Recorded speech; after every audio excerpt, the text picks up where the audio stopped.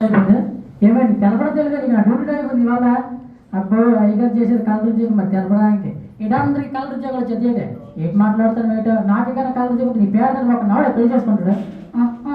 సరేగా తలుపేసుకొని డ్యూటీకి వెళ్ళేస్తున్నాను. నేను అడిగాను ఎందుకు ఆ పేరు నమ్మకొట్టి వేసే ఇచ్చి నా పండగ చేరుకోవడం అడిగాను. ఇప్పుడు పండగ చేరుకోవడం కదా మొన్న కదా చేతి బాగుంటే ఊరంతా చూడాలి చిక్కుకొని తిరిగినావు. ఆ పోయిన కదా కాలు పొగలు పెట్టుకుంటే ఊరంతా చూడాలని చేసుకొని తిరిగినావు. ఇప్పుడు కానీ నీకు ఇప్పుడు కానీ ఆ పోయిన కదా మెల్ల నడపనుకుంటే ఊరంతా చూడాలని తిప్పుకొని తిరిగినావు.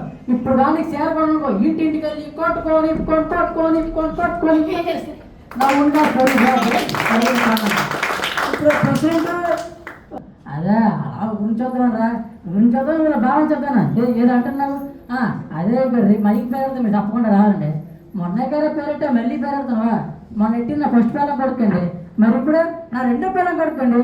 ఇటు రా నీకు ఇద్దరు పిల్లలా ఎవరు చెప్పండి ఇద్దరు పిల్లలు నువ్వే గారు చెప్తాను నాకు ముగ్గురు పిల్లలండి 3 పిల్లలు 100,000 ఉందండి. ఈ పెళ్లి బాగుంది సరిగ్గా వస్తాను కానీ మన ఊరికి చూడొచ్చు అవేమనుకున్నారా మీరు పెద్ద కాటరాజు అనుకుంటున్నారండి. నన్ను కాటరాజు అనుకునేట్రా మీరు మన గట్టి మీద చేసి ఊరని తెలిసిపోయిన దగ్గర అరే అక్కడ నువ్వు నేను బాబు లేదు ఊరని తెలదేసిందిరా మీరొక దగ్గర ఎలక్షన్ దగ్గర పడతాను ఏం చేసిన ఊరని తెలిసేలా చేయాలన్నారు. అందుకే డబ్బు కూడా నేనే చెప్పాను దగ్గర ఎప్పుడు రాబోతుందంటే అబ్బా హే బేబీ ఏం చేస్తున్నావు బాగున్నావా?